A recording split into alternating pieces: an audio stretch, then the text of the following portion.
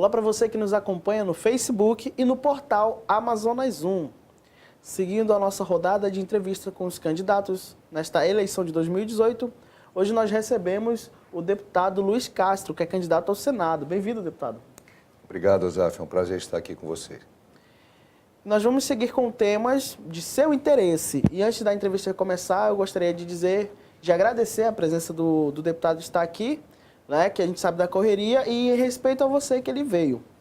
Deputado, quais as suas propostas para a questão de emprego e renda? Nós sabemos que a maior geração de emprego do Amazonas ela vem da Zona Franca, né, que tem sofrido grandes ataques. Qual a sua proposta para essa área? Bom, primeiramente dar o meu boa tarde a todo o público que acompanha o seu portal, Azaf, as suas entrevistas. E eu estou um pouco gripado, então vou falar baixo, vou falar um pouco devagar, mas é muito importante o tema que você já suscita aqui no início da nossa conversa. Realmente a Zona Franca está enfraquecida, as garantias constitucionais não estão servindo para evitar que o próprio governo federal coloque em risco o segmento do polo de concentrados, e nós precisamos lutar muito para fortalecer a Zona Franca. Mas o meu entendimento, Azaf, é que esse fortalecimento passa por uma reorganização estratégica da força política do Amazonas no cenário nacional. O Amazonas está muito isolado há algum tempo, perdeu a força para defender o polo industrial. A nossa SUFRAMA foi fatiada em cargos de nomeação puramente de indicação política. Tivemos a crise da FUCAP, que foi gravíssima, e não sabemos mais articular com os estados da região um trabalho conjunto para defender a Zona Franca, o nosso polo industrial, mas também, em contrapartida, defender interesses dos outros estados. Então, pretendo, no Congresso Nacional, trabalhar um forte diálogo com os senadores do Pará, de Roraima, do Acre, do Amazonas, do Amapá, de Rondônia, e trabalharmos as questões que são de interesse convergente, para termos um bloco político forte, dialogarmos com os senadores do Nordeste também e fortalecermos a Zona Franca politicamente junto ao governo federal e não esquecermos que a SUFRAMA tem que ser novamente um órgão independente, tem que ser um órgão de desenvolvimento e não um mero carimbador de papéis de autorização de processo produtivo básico, que, aliás, nem são autorizados aqui em Brasília. Tenho o compromisso de ter uma equipe técnica para trabalhar permanentemente a articulação com os empresários, com o governo do Estado, em conjunto com o governo federal, para fiscalizar, para estar par e passo atento para qualquer medida que possa vir a prejudicar e para buscar medidas que possam somar. Além disso, além desse papel fundamental de defender o polo industrial, defender os empregos dos amazonenses na indústria, nós temos que ter uma ação mais abrangente. O senador não pode ficar só com uma única pauta. Nós vamos trabalhar também o apoio aos programas do setor primário, do interior do Estado, da zona rural da própria capital. E nisso eu tenho bastante experiência e tenho conhecimento de que muitos programas e recursos federais não estão chegando para as atividades agrícolas, atividades da piscicultura, atividades da pecuária e do extrativismo. O PRONAF, por exemplo, o Amazonas é o segundo estado com o menor nível de atendimento de financiamento do Programa Nacional de Agricultura Familiar. Nesse sentido, o Amazonas ele é um grande potencial no setor primário. Por que os governos, os senadores, os parlamentares não trazem esse foco, não vão para esse lado do setor primário, né? Às vezes fica dependendo só da Zona Franca, que é importante, mas não olham para esse lado do setor primário para fomentar isso. Azaf, é o imediatismo, é o poder pelo poder, é a forma antiga que se exerce o poder aqui no Amazonas. Os projetos são eleitoreiros, eles não são projetos voltados para os cidadãos, mas só para ganhar a confiança e o apoio na época de eleição. Veja aí o asfalto agora em Manaus. Governo, Estado e Prefeitura correndo para ver quem asfalta mais, a Prefeitura reclamando que o Estado está asfaltando em cima. É um absurdo. Nós temos que ter programas com ações de curto, de médio e longo prazo e ter continuidade. Em relação à geração de emprego e renda, por exemplo, não só o setor primário, o turismo. O Pará desenvolveu um plano de 30 anos do turismo. Não importa se o próximo governador vai ser do partido A, do partido B, ele vai ter que obedecer esse plano, porque ele foi institucionalizado por uma lei e toda a sociedade paraense validou os segmentos hoteleiros, as agências de turismo, o pessoal do transporte, os municípios, o público das populações tradicionais, o próprio governo e as universidades. Foi feito um trabalho para o Estado do Pará e não para o político A ou B aparecer bem na foto. O que tem acontecido no nosso Estado é vedetismo, eleitoralismo, é enganação. O setor primário, voltando a ele, como você perguntou, precisa de um planejamento de uma ação de médio e longo prazo. Olha o que fizeram com o nosso IDAM. O IDAM já devia ter tido um concurso há muitos anos. Os contratos terminaram, o pessoal do IDAM foi demitido, ficaram poucos funcionários. Em pleno momento do plantio, de preparar projetos, de tentar acessar recursos, os escritórios estão com pouquíssimas pessoas. Isso é quase criminoso, você não ter prioridade para o setor primário. Além disso, nós temos o setor de biotecnologia. Esse é um setor muito promissor para o futuro e o nosso centro de biotecnologia está parado. E nós precisamos lutar, mas lutar ferrenhamente para que ele entre em funcionamento, em boas parcerias entre institutos de pesquisa e indústrias daqui do Estado e de fora do Estado, para você gerar novos produtos cosméticos, gerar produtos alimentícios e fitoterápicos e gerar emprego e renda na capital do interior. Não vamos esquecer também que é possível desenvolver muito a nossa piscicultura. O nosso candidato ao governo, Wilson Lima, atendendo nosso pedido, nossas reivindicações, eu tenho experiência no setor primário, incluiu uma prioridade para nós trabalharmos a produção de ração para baratear a nossa piscicultura. Porque hoje o peixe, principalmente o tambaqui, ele vem muito mais de Roraima e de Rondônia do que o produzido aqui. E nós precisamos baratear a ração para nós termos viabilidade econômica. Tem muita coisa e tudo em que eu puder fazer para somar e trazer recursos para desenvolver emprego e renda, eu vou estar. Inclusive, os programas já existentes, o Jovem Aprendiz, que é um programa que precisa ser expandido no Amazonas, e o programa de primeiro emprego, que tem uma lei federal que tem que ser mudada, porque do jeito que ela está definindo os parâmetros, poucas empresas estão aderindo ao primeiro emprego. Nós precisamos aderir ao primeiro emprego e propor um programa nacional e regional de reemprego, principalmente para homens e mulheres de mais de 40 anos. Deputado, vamos falar um pouco sobre a questão da BR-319. Sim. Né? A gente falou agora do setor primário, produção, mas não adianta produzir sem ter como fazer essa produção toda sair do Amazonas, né? Ser comercializada. E a BR-319 é um problema que vem se arrastando há anos. No seu partido, a candidata à presidência, Marina Silva, ela foi muito criticada, ainda é muito criticada por essa questão também da BR, né? Por ter segurado um pouco. Como é que o senhor vai trabalhar nessa questão da BR-319, que é também importante aqui para escoar a produção do Amazonas e geração de emprego e renda aqui também? Azaf, a BR-319, assim como todas as estradas, inclusive as milhares de quilômetros de vicinais, são muito importantes para o setor produtivo e também para o nosso setor comercial e industrial. E quando Marina foi presidente, o projeto não estava adequado, havia muitas falhas, havia um grande risco de destruição ambiental, quando ela foi ministra do Meio Ambiente. E o IBAMA exigiu o licenciamento feito de forma correta. E até hoje o governo federal não conseguiu concluir esse licenciamento. Eu sou a favor da BR-319, eu acho que o licenciamento está praticamente a vias de ser aprovado. Faltam detalhes, o Ministério Público Federal vem fazendo um trabalho muito bom para fechar essa questão. Eu acredito que no início de 2019 a gente tenha isso concluído.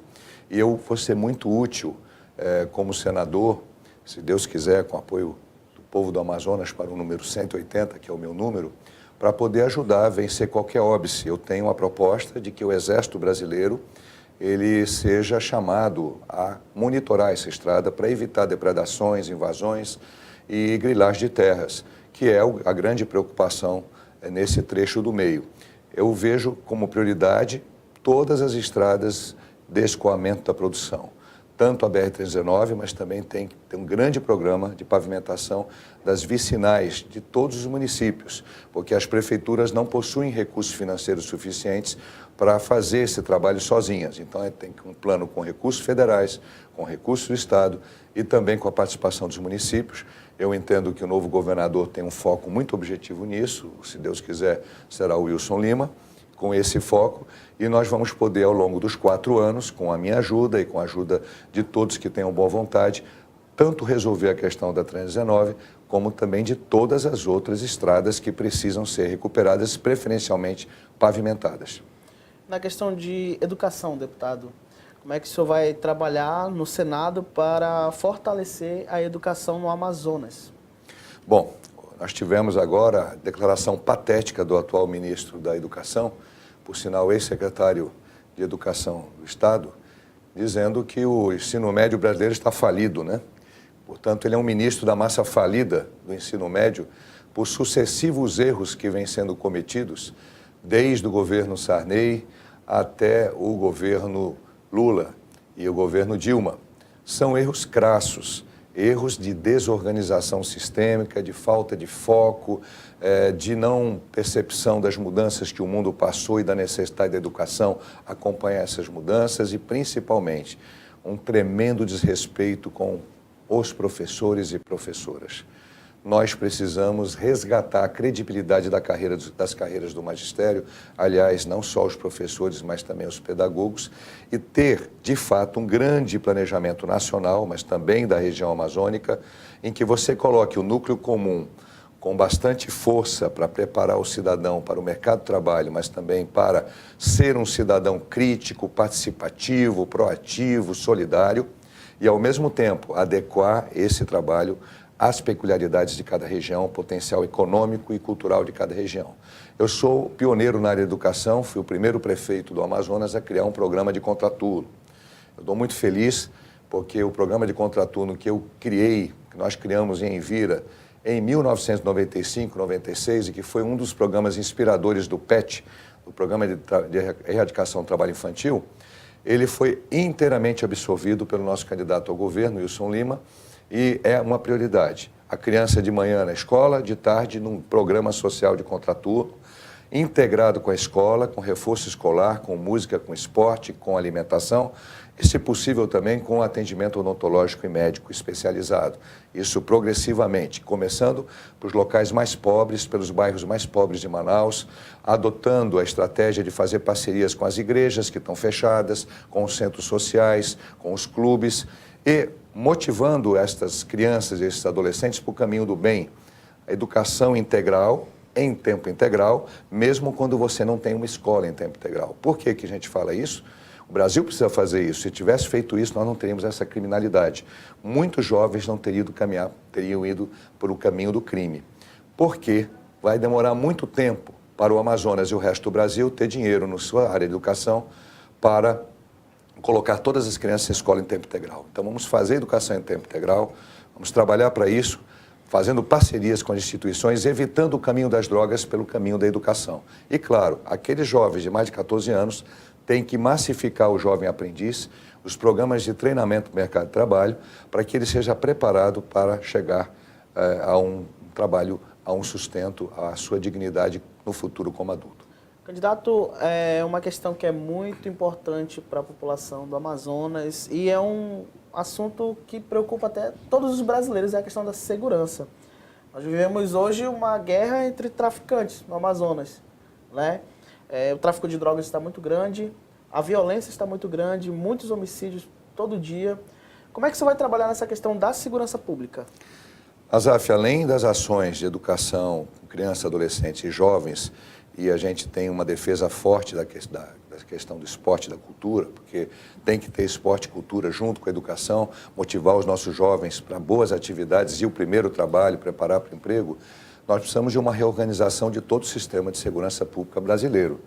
E há, com certeza, vários outros senadores que já estão no Congresso, como o senador Cristóvão, o senador Regufe, o senador Randolfo, e outros novos que vão entrar para melhorar a qualidade do Congresso, que vão ter que se unir, nós vamos ter que nos unir para desenvolver uma estratégia de fortalecimento do programa de segurança. E na Amazônia, na região amazônica, não dá mais para aceitar passivamente que a Polícia Federal tem apenas 2 policiais em São Gabriel da Cachoeira, numa fronteira imensa com a Colômbia e com a Venezuela. Não dá para achar que é normal ter uma única base, a base Anzol, com 8, 10 policiais federais. Nós precisamos integrar o trabalho de patrulhamento das fronteiras entre Forças Armadas, Polícia Federal e a Polícia Militar. Nós precisamos ter, portanto, uma ação organizadora do sistema de segurança e muito forte no impedimento das armas de contrabando, inclusive da guerrilha da Colômbia, que estão chegando hoje para o narcotráfico.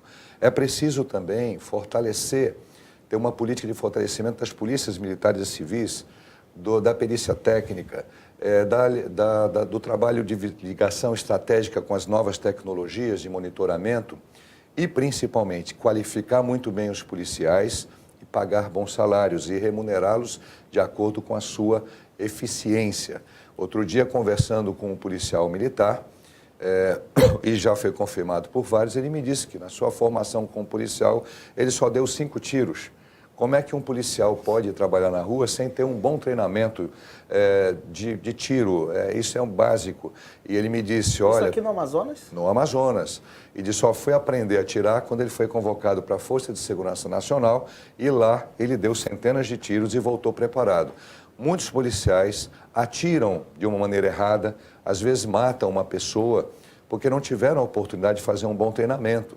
Alguns vão fazer o treinamento particular, num sítio, na casa de um amigo, para suprir aquilo que a polícia não lhes deu.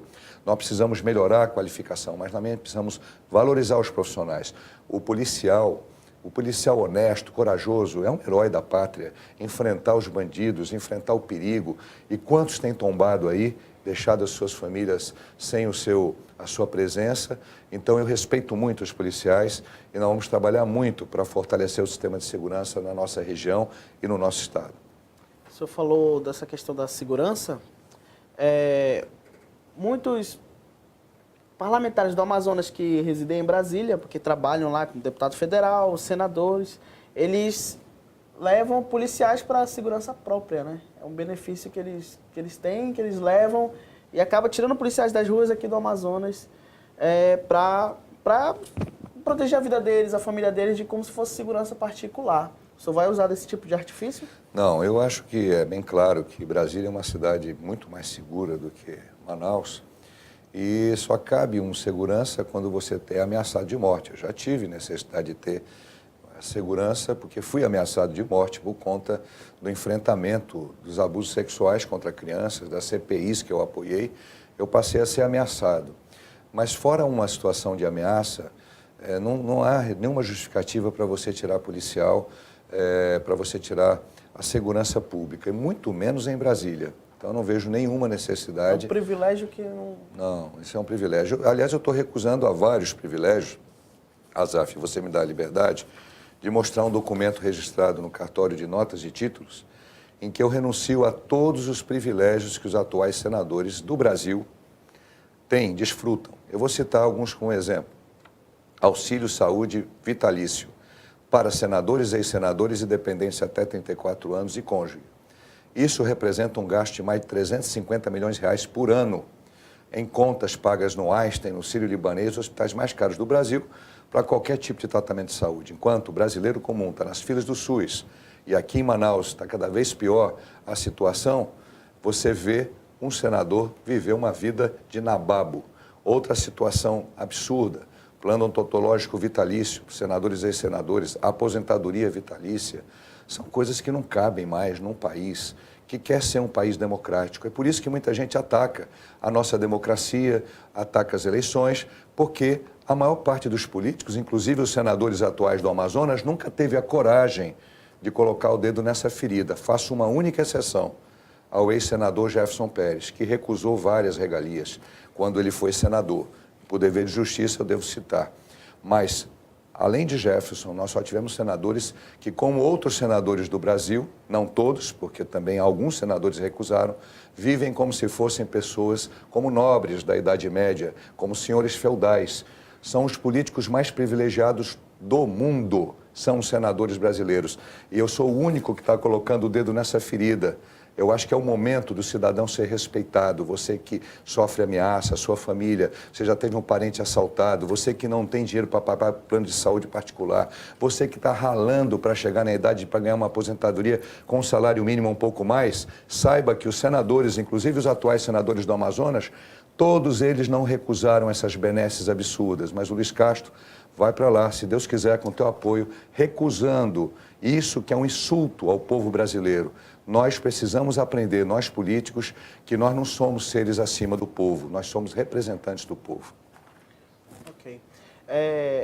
A gente percebe que a política ela está muito desacreditada do público em geral. Nós tivemos muitas abstenções nas últimas eleições aqui no Amazonas.